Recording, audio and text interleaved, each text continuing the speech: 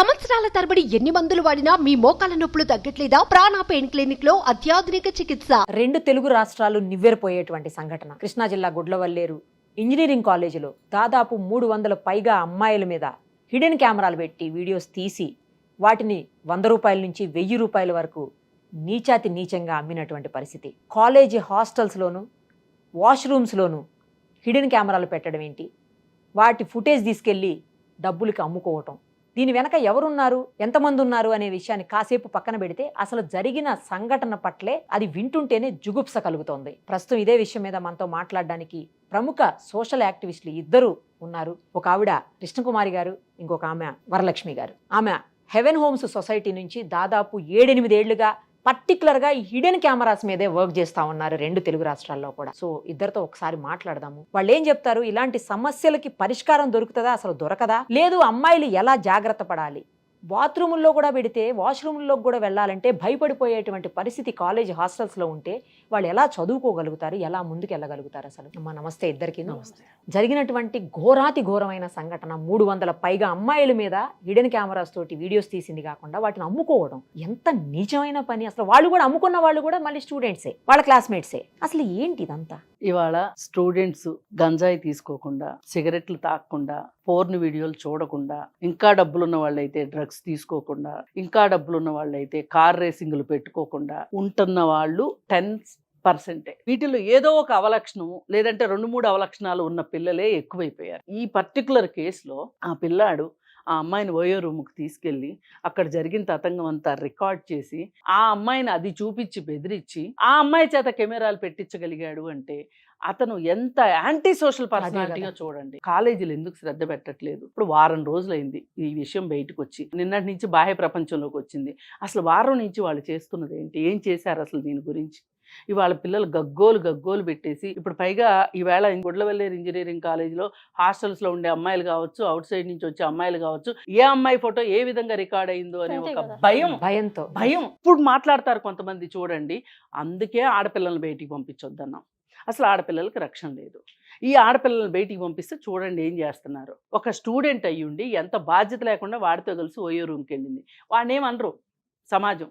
నేనేమంటున్నానంటే వాడిని ఒక్కడనే అనమన్ను, ఈ అమ్మాయిని ఒక్కదాన్నే అనమన్ను, అందరిది బాధ్యత ఉంది ఇక్కడ. కానీ వీడు ఆ వీడియోలను అమ్ముకోవడం దగ్గరికి, అంటే నేరం చేయడం, దానిని సంతోషంగా చూసుకోవడం, మళ్ళీ దాన్ని మార్కెట్ చేయటం, ఇదేమన్నా మన ఇంట్లో పడిన వంకాయలా అండి అమ్ముకోవడానికి? అసలు ఇంత దుస్సాహసానికి వెళ్ళాడు అంటే ఒక్కడైతే చెయ్యడండి. ఉన్నారు, గ్యాంగ్ ఉంటారు, ఇట్లాంటి దరిద్రాలకి గ్యాంగులు ఉంటారు. ఈ కేసు పర్టికులర్గా నేను కొంచెం లా తెలిసిన వ్యక్తిగా చెప్తున్నాను. నిర్భయ చట్టం అట్రాక్ట్ అవుతుందండి. నిర్భయ చట్టం పెట్టేయాలి. కొంతమంది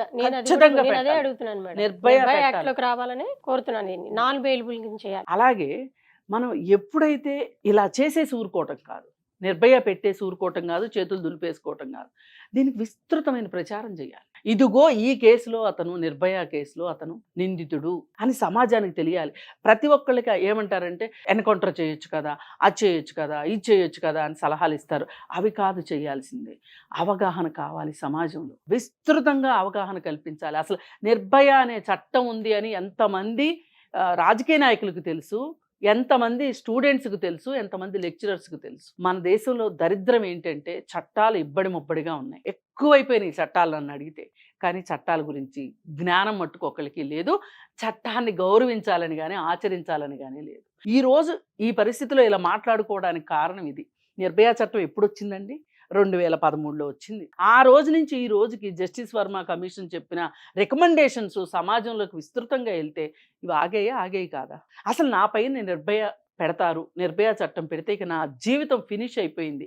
అదేదో సినిమాలో అంటాడు చూడండి బ్రహ్మానందం, నేను తెలియాలంటే నీ జీవితం సగం సంకనాకితే కానీ తెలియదని. సంకనాకిపోతారు. తల్లిదండ్రులు బాధపడవచ్చు, కాదనను, కానీ తల్లిదండ్రులు దగ్గరుండి కేసు కట్టిస్తే ఇట్లాంటివి కొంతమంది తల్లిదండ్రులకి మార్గనిర్దేశం అవుతుంది.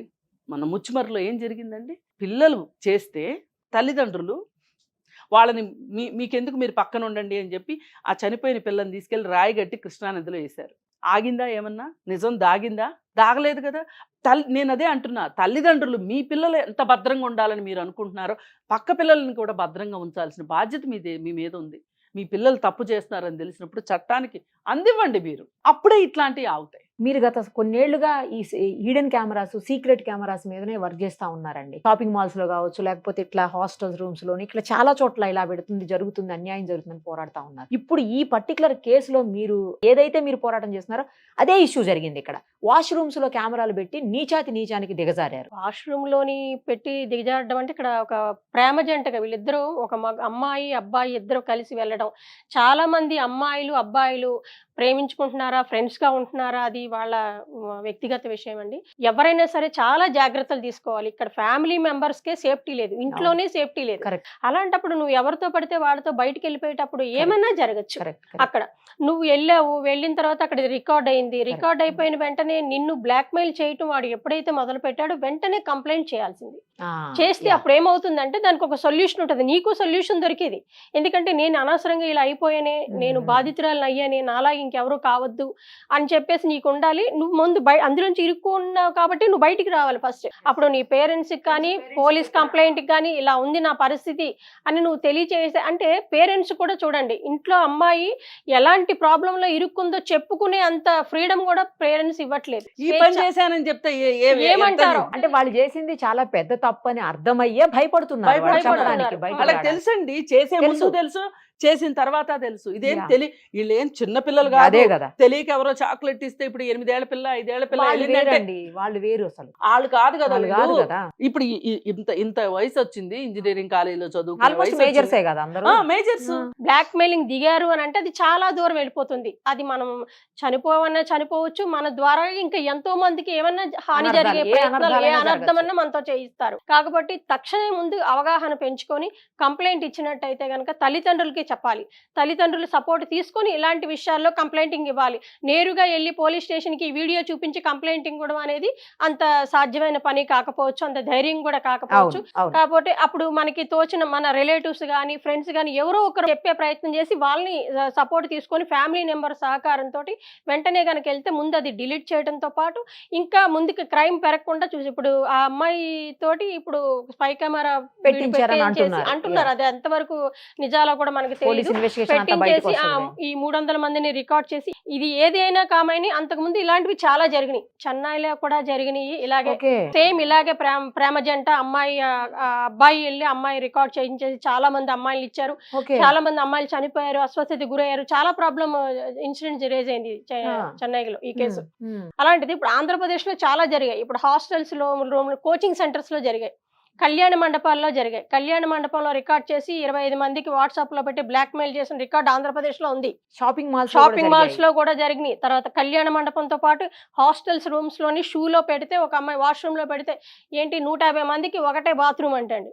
ఆ బాత్రూమ్ సరిపోకపోతే లెక్చరర్ అన్నారంట, నా బాత్రూమ్ నువ్వు వెళ్ళి వాడుకోమనంటే లెక్చరర్ షూలో బాత్రూమ్ పెట్టి అది రికార్డ్ అవుతుంటే ఒక అమ్మాయి అబ్జర్వ్ చేసి షూలో కెమెరా పెట్టారు. షూలో కెమెరా పెట్టి అమ్మాయిని రికార్డ్ చేస్తుంటే ఒక అమ్మాయి మాత్రం దాని మీద అవగాహన ఉన్న వాళ్ళు మాత్రమే తెలుస్తుంది. మామూలుగా వెళతారు వచ్చేస్తారు, హడావిడి ఎవరి పనుల్లో వాళ్ళు ఉంటారు. ఇది అప్రమత్తంగా ఉండాల్సిన విషయం. షూలో పెట్టిన తర్వాత అమ్మాయి ఏంటని చూస్తే ఇలా అని జరిగింది. అంటే ఎంతమంది రికార్డ్ అవుతున్నారు, అది సెంటర్ ని క్లోజ్ చేశారనుకోండి. కానీ ఇలాంటి ఇష్యూస్ అన్ని చోట్ల జరుగుతున్నాయి. మీరు బయటకు వచ్చినప్పుడు ఈ ఇష్యూ 300 మంది అని మనకు తెలుస్తుంది. దీని మీద ఒక మాఫియా నడుస్తుంది అక్కడ. ఇండియా మొత్తంలోని జరిగేది మన నేషనల్ వైడ్ ఇష్యూ. ఇది ఇండియా మొత్తంలోని ఇది చాలా ఈజీ మెథడ్ అయిపోయింది. దీనికి కఠినమైన పనిష్మెంట్ అనేది ఏం లేదు, శిక్షలు లేవు. 354C IPC కడుతున్నారు, వీడియో ఫొటోస్ తీసి రికార్డ్ చేస్తే. దీన్ని అరెస్ట్ కూడా చేయట్లేదు. కేసు కట్టి కోర్టులో పెడతాడు, 5,000 రూపాయలు బెయిల్ ఇచ్చి బయటకు వచ్చాడు. ఇంత సీరియస్ ఇష్యూలు ప్రతి చోట జరుగుతున్నాయి. మనకి 2 days బ్యాక్ ఇక్కడ కూడా జరిగింది. మన హైదరాబాద్ లోని ఓయూ రూమ్ హోటల్ కి వెళ్ళే ఒక జంటని రికార్డ్ చేసి వాళ్ళని బ్లాక్ మెయిల్ చేశారు. వాళ్ళు పాపం ధైర్యం చేసుకుని వెంటనే వచ్చారు కాబట్టి బయటకు సరిపోయింది. లేకపోతే ఎన్ని ప్రమాదం జరిగేది వాళ్ళ ద్వారా. ఇలాగా తెలిసినవి బయటకు వస్తున్నాయి. ఇప్పుడు ప్రతి హోటల్లోని చాలా ప్రాబ్లమ్స్ ఉంటున్నాయి. ఇప్పుడు ఇంట్లో కూడా ప్రాబ్లమ్స్ ఉంటాయి. ఇప్పుడు మన ఇంట్లోకి చాలా ఇప్పుడు స్పైకరమ్స్ రెంటెడ్ హౌసెస్ ఉంటాయి, మన ఓన్ హౌసెస్ ఉంటాయి. సో వైరింగ్ లోని పెట్టేస్తారు. వైరింగ్ లో పెట్టేసి అలర్ట్ చేసేస్తే ఇప్పుడు ఒక కొత్త అపార్ట్మెంట్ బిల్డింగ్ గానీ విల్లాస్ గానీ కొంటారండి, వైరింగ్ లో పెట్టి పెట్టేస్తారండి. విల్లాస్ కట్టి ఎలక్ట్రిషియన్ అంతా పెడతారు కదండి, పెట్టి విల్లాస్ గానీ అపార్ట్మెంట్స్ గానీ అన్ని పెట్టేస్తారు. I5 ఫ్యామిలీస్ అందరూ. ఇప్పుడు దాని రిమోట్ కంట్రోల్ అంతా కూడా ఎవరైతే దీనికి మెయిన్ మేనేజ్మెంట్ అంతా ఉంటుంది కదండి, ఆ మేనేజ్మెంట్ చేతిలో ఉంటుంది. ఏ రూము ఎక్కడెక్కడ ఏంటి అనేది వాడికే కట్టిన వాడికే కదా ఐడియా ఉంటుంది. వాడు ఏం చేస్తాడంటే అన్ని చోట్ల ఎక్కడెక్కడ పెట్టాలో పెట్టించి వాడు ఫోన్లో చూసుకుంటాడు ఎక్కడెక్కడ ఉందో అనేది. ఈ రికార్డ్ అంతా వెళ్ళిపోతుందనే సంగతి ఎవరికి తెలుసండి? ఇప్పుడు మనం రెంటెడ్కే వెళ్తాం, రెంట్ హోమ్ తీసుకుంటాం, అన్ని చెక్ చేస్తాం, వెళ్తాం, మీటర్లో పెడతారు. అది మీటర్లో మనకి జూబ్లీ హిల్స్ లో కూడా జరిగింది కదా, మీటర్లోని రెంటెడ్ హౌస్ పెట్టారు. అమ్మాయిలు వేరే చోట నుంచి వచ్చి రూమ్ తీసుకొని ఉంటే అమ్మాయిని 12 రోజులు రికార్డ్ చేశారు. పాపం అమ్మాయి రాత్రి వెళ్ళిపోయింది. ఏం చేశారండి? కేసు కట్టారు, కోర్టులో వేశారు. ఇప్పుడు ఈ 300 పైగా వీడియోస్ తీసారంటున్నారండి. అసలు ఎక్కడెక్కడికి పోయాయి? ఎందుకంటే 100 రూపాయల నుంచి 1000 రూపాయల వరకు అమ్ముకున్నారని చెప్తున్నారు. అవును, అవి ఎక్కడెక్కడికి పోయాయో అవి అసలు ఈ డేటా ఇలా బయటకు వచ్చిన తర్వాత అది ఎక్కడికైనా చేరిపోయే అవకాశం ఉంటుందండి. ఒకసారి డేటా బయటకు రిలీజ్ అయిపోయిన తర్వాత అదేమైనా ఒక హార్డ్ డిస్క్ లో ఉందా లేదంటే ఒక ఫోన్ లో ఉందా మీరు వెళ్ళి పట్టుకోవడానికి? ఇప్పుడు 300 మంది అంటే 300 మందికి ఎంత మందికి స్ప్రెడ్ చేసి ఉంటారు, ఎన్ని వేల మందికి అది వెళ్ళిపోయి ఉంటుంది. అది అమ్ముకోవడం అంటే ఈ 300 మంది లెక్కలోకి వచ్చిన వాళ్ళు అమ్ముకుంటారని కాదు కదా, ఎంత మంది నుండి పట్టుకుంటారు వాళ్ళు. వెంటనే ఒక ఫోన్ సెకండ్స్ లో ఒక గ్రూప్ లో పెట్టామంటే కొన్ని 1000 మందికి వెళ్ళిపోద్ది. అలాంటిది ఒక సైట్ లో పెట్టామంటే కొన్ని లక్షల మందికి వెళ్ళిపోద్ది. ఎంత మంది గోప్యత, ఇప్పుడు ఎన్ని కుటుంబాలు ఇలాగా ఎంతో మంది సఫర్ అవుతున్నారు కదా. అసలు ఇంత దారుణమైనటువంటి మైండ్ సెట్ ఎట్లా అమ్మా? ఇంత తప్పుడు చిన్న ఏజే కదా. ఒకటండి జరిగింది, దీని మీద విచారణ ఒక పక్కన జరుగుతూ ఉండాలి. ఇంకొక పక్క చేయాల్సింది ఏంటంటే ఎవరైనా సరే ఇలాంటి విషయాల్లో ఇది మనకి టెక్నాలజీ వల్ల వచ్చిన దుష్పరిణామం. అవును, టెక్నాలజీ మంచికి చెడుకి రెండిటికి వాడుతున్నారు. కాకపోతే ఏంటంటే మంచి కంటే చెడుకే ఎక్కువ వాడుతున్నారు. అంటే మంచిగా తీసుకునేవాడు మంచిగా తీసుకుంటున్నారు, చెడుగా తీసుకునేవాడు మాత్రం దాని పరంగానే పోతున్నారు. ఇప్పుడు మనం చేయాల్సింది ఏంటి? అసలు ఈ కేసు వల్ల మనకు వచ్చిన గుణపాఠం ఏంటి? ఏ ఏరియాలో మనం జాగ్రత్తలు తీసుకోవాలి? అసలు ఇప్పుడు ఈ చేసింది ఎట్లా బయటికి తీయాలి అంటే ఇక్కడ ఎవరు అబ్బాయి ఉన్నా ఎవరు అమ్మాయి ఉన్నా ఆలోచించాల్సింది లేదండి. చేయాల్సింది ఏంటంటే ఇప్పుడు ఎవరైతే అబ్బాయి ఆ కళ్ళజోడు పెట్టుకున్న అబ్బాయి పెట్టించింది అతను అమ్మింది అతను కొంతమందికి అమ్ముంటాడు, ఇతని దగ్గర అది కూడా నిజమే. ఒకళ్ళు వీడు అమ్ముతాడండి డబ్బులకి, ఇంకొకళ్ళు అలాగే చూసుకుని వాడు ఇంకో 10 మందికి అమ్ముతాడు కదా. అందుకని నేనేమంటున్నా అంటే ఇప్పుడు ఇతన్ని విచారిస్తే ఇతను కక్కుతాడు, కక్కకుండా పోడు. 5గురికే అమ్మాడా వీడు, 10 మందికి అమ్మాడా, వాళ్ళ నెంబర్లు ఇస్తారు. ఇప్పుడు ఇది అమ్మడం ఎంత తప్పు, కొనడం కూడా అంతే తప్పు, అంతే నేరం. అసలు నువ్వెందుకు కొన్నావు? ఇదేంటో చెప్తేనే కదా కొంటావు, చెప్పకుండా ఎందుకు కొంటావు? కొనం కదా, ఇదేం బంగారం కాదుగా డైరెక్ట్గా షాప్కి వెళ్ళి కొనుక్కోవటానికి, లేదంటే ఎవరైనా అమ్ముతుంటే కొనుక్కోవటానికి. అందుకని ఇన్వెస్టిగేషన్ ప్రాపర్గా చేస్తే ఇతను కొన్ని పేర్లు చెప్తాడు ఖచ్చితంగా. ఇతను ఈ నేరం ఎట్లా చేశాడు, ఎందుకు చేశాడు, ఎలా చేశాడు మొత్తం చెప్తాడు. మనకి ఇంకొక పొరపాటు ఏం జరుగుతుందంటే మన దేశంలో ఒక నేరం జరిగింది అనుకోండి, నేరం జరిగిన తర్వాత నుంచి ఆలోచిస్తాం మనం.